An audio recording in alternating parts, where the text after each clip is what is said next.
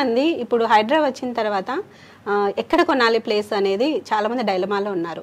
అదిగాక middle class వాళ్ళకు సొంత ఇల్లు ఉండాలని ప్రతి ఒక్కరు అనుకుంటారు. సో ఇందులో భాగంగా మనము ఎక్కడ ప్లేస్ అయితే మనకి హైదరాబాద్లో అనుకూలంగా ఉండొచ్చు అని అనుకుంటున్నారు మీరు? ఇది చాలా ఇంపార్టెంట్ ప్రశ్న. చాలామంది బయర్స్ కానీ ఇన్వెస్టర్ కానీ మైండ్లో మెదలాడే క్వశ్చన్. అంటే క్లారిటీ ఉండదు. ఒక్కొక్కరు ఒకలా చెప్తారు.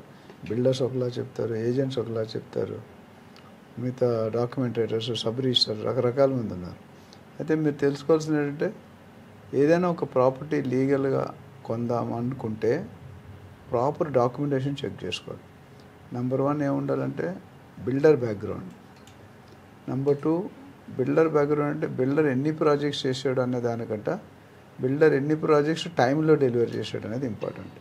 అట్లానే లీగల్ ఒపీనియన్ ఉందా, ఈసీ ఉందా, మ్యూటేషన్ ఉందా, లింక్ డాక్యుమెంట్స్ ఉన్నాయా, బ్యాంక్ లోన్ అప్రూవల్స్ ఉన్నాయా, గవర్నమెంట్ పర్మిషన్స్ రేరా ఉందా, హెచ్ఎండి, డిటీసీపీ, జిహెచ్ఎంసీ ఇవన్నిట్లో కంపల్సరీ ఉండాలి.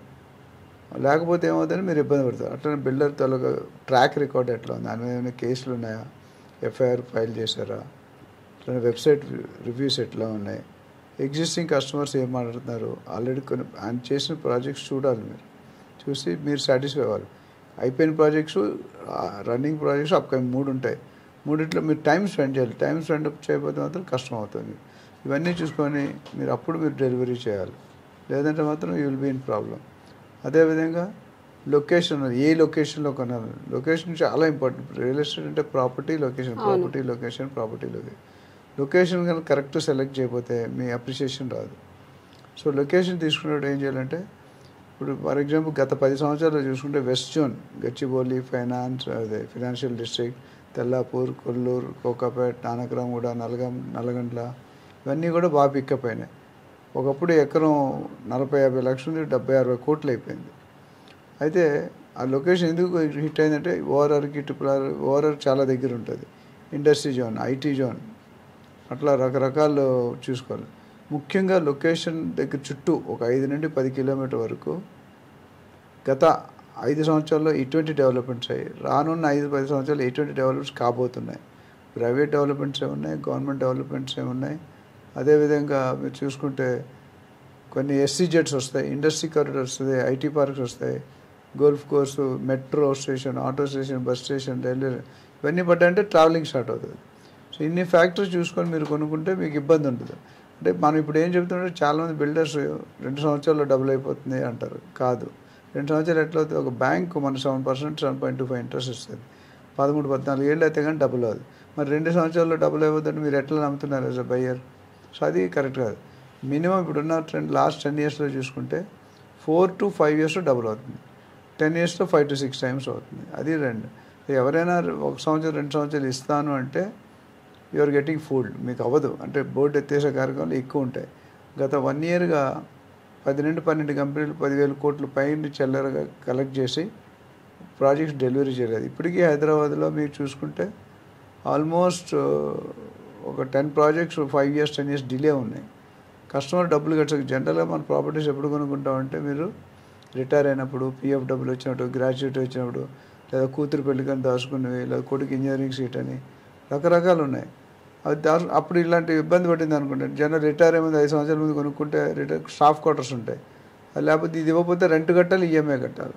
సో ఇది ప్రాబ్లం. చాలామంది ఎక్కడ ఇబ్బంది పడుతున్నారంటే సరైన టైము స్పెండ్ చేయరు, అవగాహన ఉండదు, ఎవరో ఏదో చెప్తారు నమ్మేస్తారు, డబ్బులు ఇచ్చేస్తారు, ఇరుక్కుంటారు, బయటికి రాలేరు. ఒక లాస్ట్ ఇయర్ 1.5 year ముందు ఒక కేసు జరిగింది. జర్మనీ నుండి ఒక కపుల్ ఫోన్ చేశారు నాకు. 40-44 years ఉంటాయి. 4 crores ఫ్లాట్ కోకాపేట కొనుక్కుందామని నాకు కన్సల్టెన్సీ తీసుకున్నారు. ఫస్ట్ సార్ కొనుక్కుందాం, నేను వద్దని చెప్పాను, ప్రీ లాంచ్లో కొనవద్దు అని.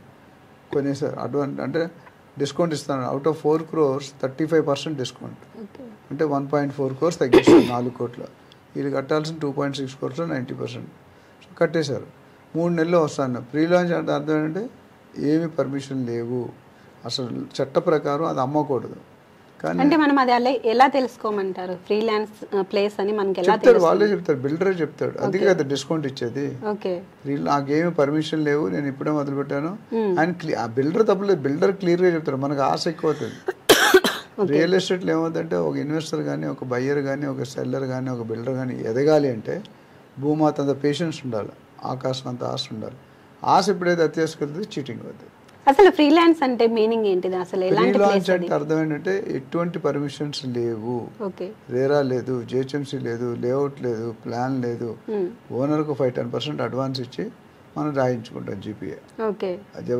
జీపీఏ పెట్టుకుని లేఅవుట్ వేసేస్తాం. మరి ఎలాంటి పర్మిషన్ లేనప్పుడు ఎలా కొనాలి అని ముందుకు వస్తున్నారు? నువ్వు మోసపోతావు తెలిసినప్పుడు మోసం చేయడం ఈజీ కదా.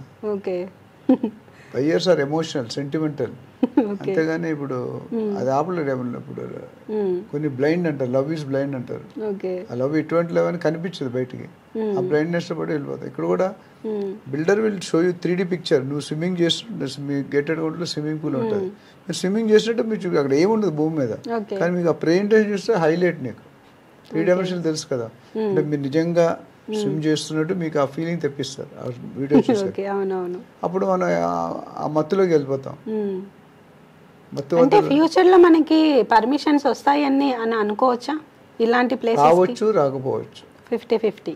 బిల్డర్ కట్టొచ్చు, కట్టపోవచ్చు. బిల్డర్ ఉండొచ్చు, ఉండకపోవచ్చు. అది మన చేత. ఇప్పుడు you're hitting in the dark. వస్తుంది, ఎవరో వస్తారు, ఏదో చేస్తారనే సాంగ్ ఉంది కదా, అట్లా ఉంది. వాడు డిస్కౌంట్ ఇస్తున్నాడనే చూస్తున్నారు, మీరేంచి 1.4 crores చూస్తున్నారు. ముందు వచ్చే ప్రాబ్లం గురించి ఆలోచించాలి. బిల్డర్ నుంచి 2.6 crores. అసలు ఇది వాల్యూ పెద్దదా, ఆ వాల్యూ పెద్దదా? 2.6 crores బిల్డర్ చూస్తున్నాడు, మీరు 1. సో మీరే మిగిలిపోతారు. బిల్డర్ దగ్గర డబ్బులు తీసుకున్న తర్వాత ఆయన కట్టపోతే మీరు ఏం చేస్తారు? అదే పర్మిషన్ ఉంటే చేయకపోతే లీగల్గా కేసు వేయచ్చు. సో గవర్నమెంట్ దగ్గర ప్రీ లాంచ్లో కొన్నారు కాబట్టి నాకు సంబంధం లేదండి.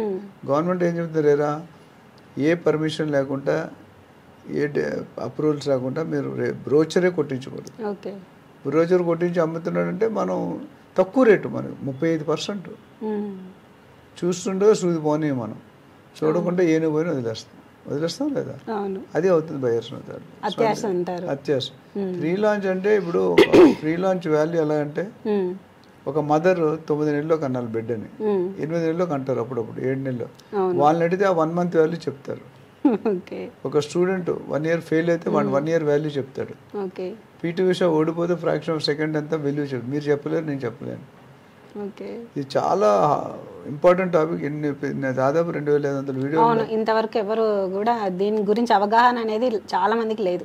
ఏంటంటే ప్రీ లాంచ్ అంటే ఏంటి? ప్రీ లాంచ్ పెట్టిందే పేరు మోసానికి. అవును, వెరీ ఫ్యూ, 100 మందిలో 1-2 మంచి బిల్డర్స్ ఉండొచ్చు.